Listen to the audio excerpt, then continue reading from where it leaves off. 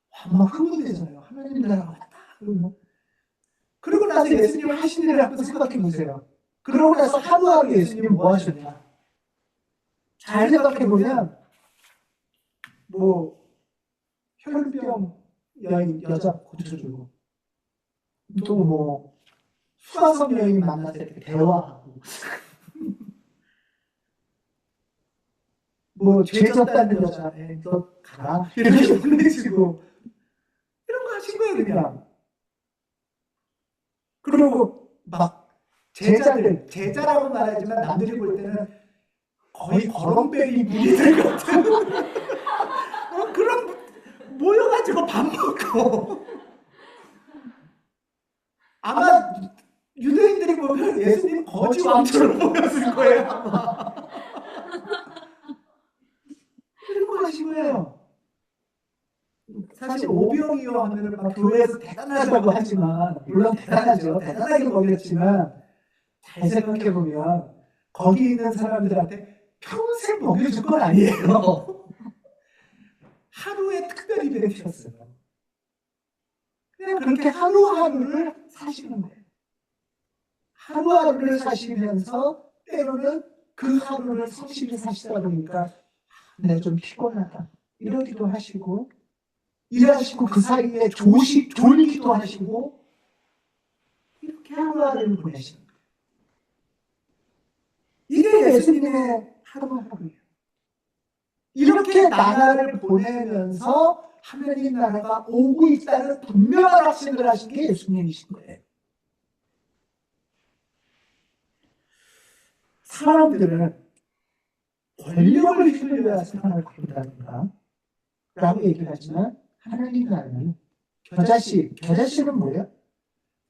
심어놓으면 이렇게 옆으로 위로 솟는 백향문 나무가 아니고요. 겨자씨는 옆으로 퍼지는 거예요. 누룩은 안에서 보이지도 않는데 서서히 밖으로 퍼지는 거예요. 오늘 정성껏 씻은 쌀 한 바가지, 아이 기저귀 가는 반복적인 일상, 이것이 하나님 나라를 여는 강력한 길이라는 거예요.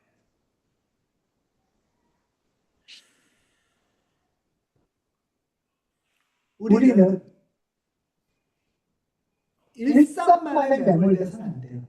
우리가 이걸 왜 하나 할 때 첫 번째 복음은 하나님 나라가 우리에게 오신다 하는 것이 목표예요. 그게 복음이에요. 그 복음, 그러면 하나님 나라가 어떻게 우리한테 오게 할까? 그 나라를 어떻게 만날까 할 때 그 출발은 성실한 일상이에요. 때로는 성실한 일상이 때로는 보잘것없어 보이고 지루해 보이고 별거 아닌 것 같지만 거기서부터 문이 열려요. 우리는 하나님의 꿈을 품는 거예요. 하나님의 꿈을 품고 모두의 구원을 꿈꾸면서 옆에 있는 사람에게 온유와 부드럽게 인사하는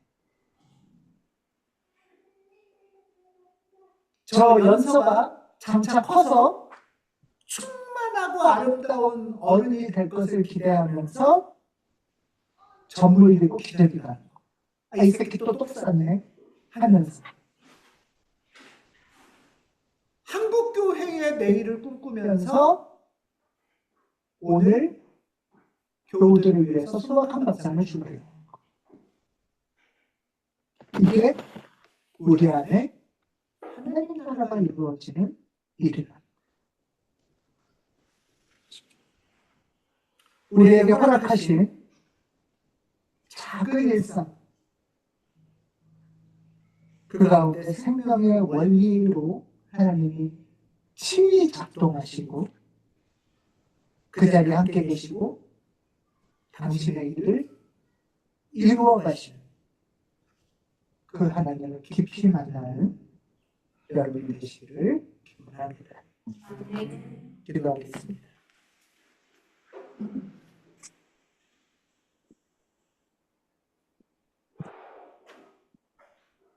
당신 뜻을 멈춤없이 성실하게 이루어가신 하나님, 오늘 우리에게 주시는 말씀을 통해 작은 것 속에 숨겨진 하나님 나라의 비밀을 알게 하시니 감사합니다.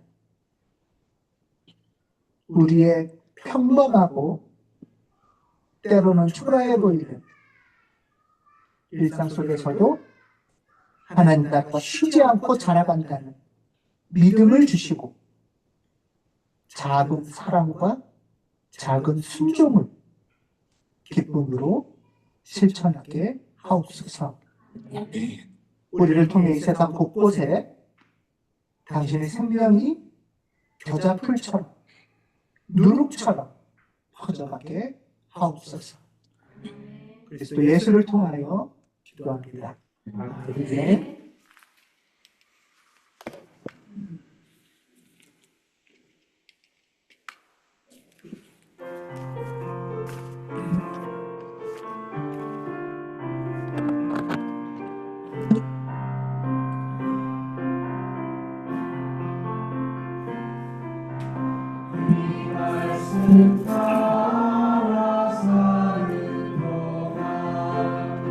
주 영상 함께 하시고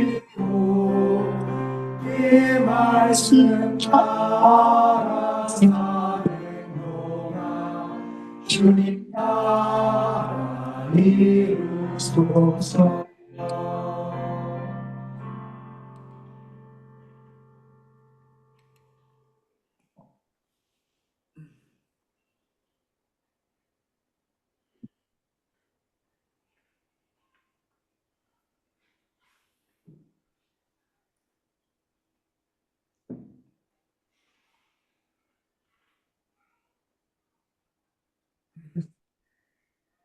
사랑으로 우리 일상 가운데 오신 주님, 주님은 창조주이시며 구세주이십니다. 하나님 나라를 겨자씨와 누룩으로 비유하셨습니다. 가장 초라하고 보이지 않는 작은 씨앗들이 커서 나무가 되어 새들이 모여와 쉼을 주는 것이 하나님 나라를 이루는 것임을 고백하게 하십니다. 하나님 나라는 우리의 성실한 일상 속에서 하나님이 함께 하시고 하나님 나라를 살게 하심을 말씀하십니다. 우리의 역할이 밥을 하고 청소를 하고 직장을 다니고 친구들과 가족들과 사귐을 이루며 교회 안에서 주님의 동행으로 평범한 일상을 살아내는 것이 큰 나무를 만들고 가정과 사회의 공동체에 스며들어가 부풀어 빵을 만들어내며 나눔을 하는 하나님 나라를 매일 우리가 약속한 강구와 규칙을 이루어 나가게 하소서. 세계는 아직도 전쟁을 일으키고 많은 생명들이 아이들이 고통 속에서 전쟁의 생명이 되고 있습니다. 그들의 부르짖는 소리를 외면하지 마시고 더 이상의 희생이 없도록 전쟁이 종식되게 하소서. 주님께서 흘리신 보혈과 사랑으로 회복되게 하소서. 주님 찬양 받으소서. 주님의 은혜로 만물은 새로워지고 그 사랑으로 하늘이 열리며 그 자비로 우리가 이 예물을 드리오니 받아주소서. 아멘. 예수님의 이름으로 기도드렸습니다. 아멘.